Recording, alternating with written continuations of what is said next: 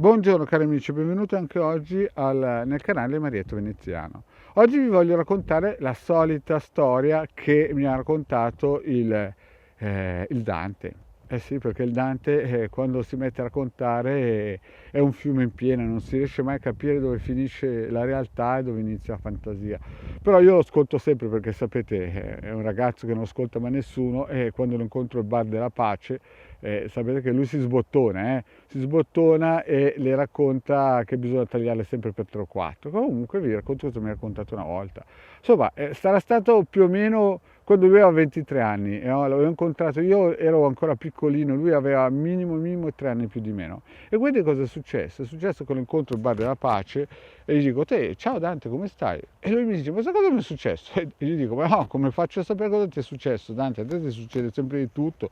Poi mi racconti tante quelle storie che io non so più cosa credere, caspita. E lui in quel periodo lì faceva il cameriere. Sì, il Dante faceva il cameriere in una struttura che chiamiamo, tanto per dare un nome a fantasia, la fabbrica dei sogni. Questa fabbrica dei sogni si giocava ai soldi, no? E lui praticamente c'erano delle roulette, poi noi la chiamiamo la fabbrica dei sogni. E mi racconta, ma sai che questa fabbrica dei sogni è gestita dal Ministero degli Interni? E io dico, ma Dante, ma cosa stai raccontando? Non è gestita da una società privata che è collegata al comune? Lui dice no. E io dico, ma Dante, ma sei sicuro che il Ministero degli Interni gestisce la fabbrica dei sogni? E lui dice sì. Io dico, ma sei sicuro? Sì. Tu mi stai dicendo che tutte le fabbriche dei sogni che ci sono in Italia sono gestite dal Ministero degli Interni? Sì. E ma scusa, cos'è sto Ministero degli Interni? E lui inizia a spiegarmi. Il Ministero degli Interni, caro Marietto, sono i servizi segreti. E io lo guardo e gli dico, ma sei sicuro che il Ministero degli Interni sia i servizi segreti? E lui dice, sicurissimo. Porca miseria, ho pensato, qui il Dante ha informazioni di prima mano, robe che di solito non si sentono in giro. Allora ho subito aperto, sapete, vostro Marietto, le orecchie come Topo Gigio perché dico, qui ci scappa lo scoop del secolo. E gli ho detto, Dante, dimmi tutto. Dimmi tutto che io sono una tomba, non lo andrò mai a dire, non lo andrò mai a dire in giro a nessuno. Sapete che il Dante di me si fida ciecamente perché sa che sono una tomba e ha iniziato, mi ha raccontato, ma sai, un mese fa noi sapevamo che arrivavano su quelli del Ministero dell'Interno per controllare questa fabbrica dei sogni e io che faccio il cameriere ero stato preposto a servirli, no? E questa fabbrica dei sogni però devo fare una premessa, aveva un ristorante bellissimo di circa 170 posti extra lusso, perché lo so perché il Dante scusate, lo so perché il Dante mi ha raccontato un po' come era questa struttura, insomma, di questa fabbrica dei sogni con dentro questo ristorante. E allora il Dante mi dice, insomma, arrivano su questi qua, noi eravamo già pronti da un mese, eravamo tutti spaventati perché il nostro posto dipendeva da questo Ministero degli Interni e arriva su, mi dice, proprio il direttore, il capo, il presidente, chiamatelo come volete, del Ministero degli Interni. E allora tutti di questa fabbrica di sogni, che erano 300-400 dipendenti, insomma si spaventano perché sanno che questa fabbrica di sogni è legata a doppio filo al Ministero degli Interni. E il Dante era il cameriere di punta, il comì, c'è lo chef, il maître, e lui però era giovane e quindi faceva il comì. E quindi mi dice, insomma, noi quando li abbiamo sentiti che arrivavano, erano su a parlare con la direzione, poi sono scesi giù a mangiare.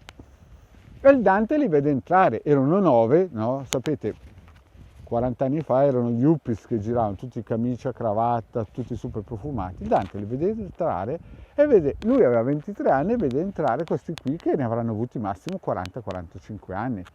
E lui si aspettava gente, modello Agnelli, Romiti, non so io, o insomma gente di un certo peso conosciuti e si vede entrare dei ragazzotti di 40-45 anni, tutti yuppies pimpanti e non credeva ai suoi occhi.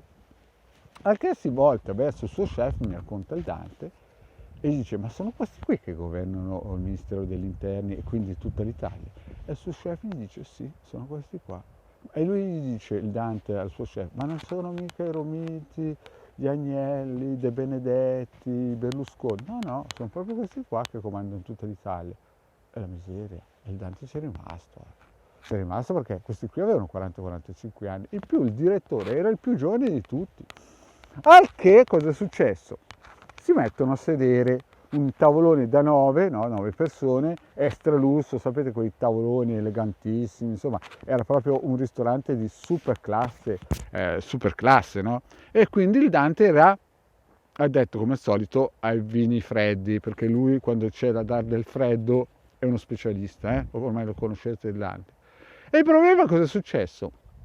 Che stavano mangiando il pesce, mi ha raccontato il Dante, allora va per versare il vino e chiaramente passa dal capo, cioè dal capotavola, che era praticamente il responsabile principale del Ministero degli Interni. E quando il Dante si avvicina e gli versa il vino, questo signore si volta verso il Dante, così mi ha raccontato il Dante, e si spaventa a che il Dante guarda il vino e pensava che magari il vino sapeva di tappo. Quindi fa il giro di tutti i commissari col vino, no? E poi se ne va. Torna per il prossimo giro di vino, no? Ancora il Dante per versarlo, e vede che ogni volta che passa o si avvicina a questo capo che insomma si vedeva che praticamente dominava la tavolata e tutti lo assecondavano, e questo qua si spaventa, che il Dante pensa, cavoli, ma questo vino fa proprio schifo. Poi cosa mi racconta il Dante? Mi racconta che quando si è avvicinato per la terza o quarta volta, il tipo ha cominciato a parlargli di lui, a spiegargli chi era nella vita prima, al Dante, e praticamente gli diceva delle cose e il Dante si spaventava perché non sapeva di cosa stesse parlando, perché il Dante non ha mai creduto nella reincarnazione. E questo tipo qui a un certo punto si è spaventato così tanto che ha preso tutti gli altri 8 commensali che erano lì con lui ed è andato via. A chi ho detto, ma Dante, ma cosa ti diceva? Che eri nella vita prima, scusa. Mi ha detto un nome di un militare tedesco che era responsabile di qualcosa. Penso che mi aveva detto Henry Himmler. E la miseria, Dante, ma tu crederai mica a quelle cose lì, gli ho detto, guarda che la reincarnazione non esiste.